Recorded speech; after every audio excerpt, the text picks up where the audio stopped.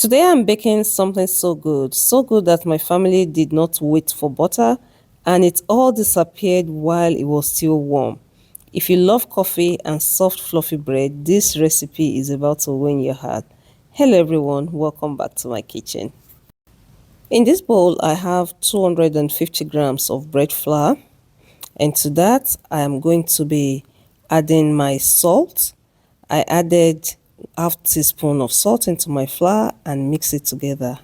Because salt will kill your yeast if you put it directly on top of it, so that is why I like to get my salt out of the way first. Next I added 1 tablespoon of powdered milk and 3 tablespoons of granulated sugar. I came in with my yeast at this point. For the yeast I used 1 teaspoon of yeast plus 3/4 of a teaspoon of yeast, so almost 2 teaspoons of yeast. I'll put it on the screen so that you know. And for the butter, I used 35 grams of unsalted butter. If you don't have butter or you don't want butter, you can make use of vegetable oil for this step. I went ahead to use the tip of my fingers to crumble my butter into the dry mix so that it looks like this. Let me mention here that if you're using salted butter, please remember to reduce the amount of salt that you're adding. Okay, so next I'm adding half of 1 medium-sized egg, so I'm just using half of the egg. I'll set the remaining half aside and I'll use that as my egg wash later. Next I came in with 100 ml of warm water. Please go in gently with your water, okay? Some flour would require more water, some flour would require less. So I started with 100 ml of water, even though in the past I've used 115, 125, but this one was just enough. So just be mindful. If you need more, please add more water. If you need less, please use less. I hope that makes sense. So you're just going to mix everything together roughly like this. And when your dough looks something like this, you're going to set it aside to rest. I'm just leaving the dough to rest for a few minutes. And while the dough is resting, I mix 1 tablespoon of instant coffee, any coffee will do, with half teaspoon of water. I should have used warm water, but I used cold water, so I struggled a bit to mix this or dissolve the coffee granules, but at the end of the day I was able to to get the paste that I wanted. Okay, and if you're still watching this video, thank you so very much for watching. Please do not forget to hit the like button, leave me your comments, help me to share, and let me know what you think. And if you're new here, a very warm welcome to you. Really appreciate you being here. If you find value in this video, please hit that subscribe button and leave me a comment also to let me know that you're new here. After resting my dough for about 5 minutes, I placed my dough on the countertop. I dusted with some flour because it was a bit sticky.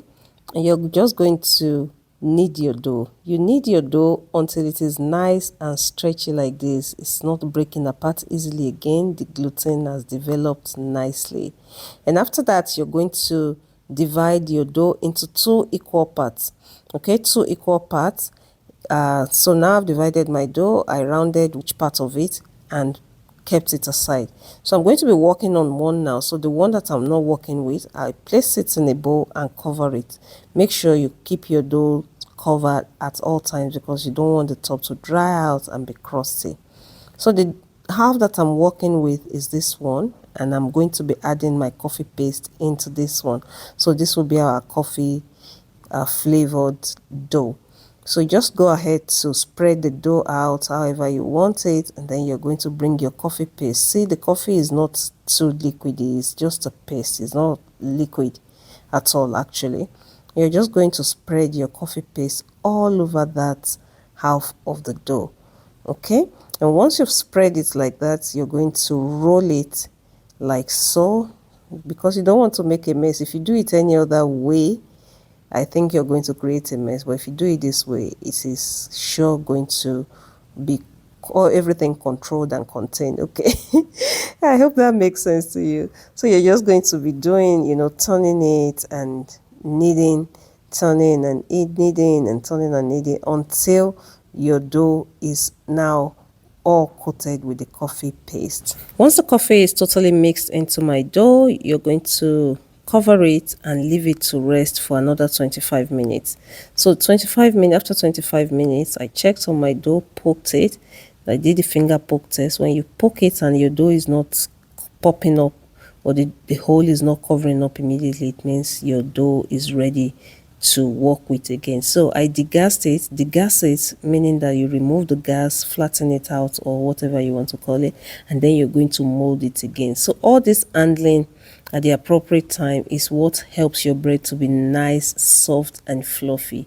Okay, so I did the same to the plain one, and I covered it again for another 25 minutes or until it doubles in size again, depending on the temperature of your kitchen. Okay, so I oiled my pan. I used some butter to butter it. You can use oil, and I dusted it with some flour. This is a trick my sister taught me for easy pan release, so you don't have to do that. It just works so nicely for me, but make sure you do oil your pan. So now it's time to roll out the dough. I started by rolling out the plain one, and what I'm trying to achieve here is a rectangle. And boy, oh boy, I am not so good at getting the shape that I want when it comes out to shaping my dough without a mold or anything. But in the end, I got there. I did exactly the same with my coffee loaf. Make sure you roll out. You're trying to achieve about the same size for both. With the help of my rolling pin, I gently moved the coffee dough and placed it on top of my plain dough. And I am so sorry, I had a camera malfunction. My camera did not pick me up rolling the dough. And you're just going to roll the dough together from the bottom. Please roll it tightly. I didn't do that, and I'll show you what happened. Next, I brought in sewing thread. That is all I have in the house. So just normal sewing thread. I doubled it and I go around my roll like this and twist it, and that gives me this nice round cut. Please pay attention to how I'm using the thread to slice my dough. I don't want to use the scraper or just a straight knife to cut this because it's going to mess up the shape. I want it to retain that round and nice shape. So you're just going to slide your thread underneath the dough, and then you're going to twist it. Okay, so you're going to bring the end on the right hand, you're going to pull it to the left, and you're going to pull the end on the left hand to the right, and it is just going to slice your dough so nicely. I hope it makes sense to you. I'll do it one more time so that you can see. Place the thread underneath the dough like so, and then you're going to twist it like that and pull, and that is just going to slice your dough nicely. Like I said earlier, this is just a regular sewing thread from my sewing kit. Nothing fancy, nothing that I bought specially, and it does the job so nicely. You're going to continue slicing your dough until you have finished slicing all of it, okay? And let me ask you a question. Do you also make your own bread? Because at this point, I believe that buying bread from the supermarket is a waste of money, and it is detrimental to our health, because the bread that you buy from the shop have so many other additives that are unnecessary for our body. And if you must buy bread, I would just advise you buy from home bakers, buy from people that, regular people. Okay? Anyway, back to the bread. After slicing all the bread, I covered it for another 10 minutes, allowed it to rest, and I came in with my egg wash, just brush the top with the egg, and look at those tiny two tips, okay? Those were the ones at the very top, at the very bottom, so I placed it in another pan because there was no space here. I baked at 180 degrees in my preheated oven for 15 minutes. You want to make sure you keep an eye because you may need less time or you may need more time. And this is what we have.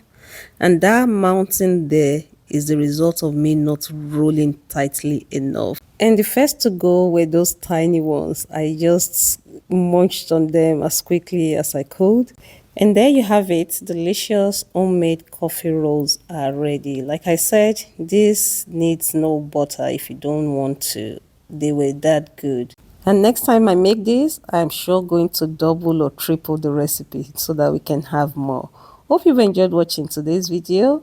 Thank you so much for watching, and I'll see you in the next one. Bye-bye.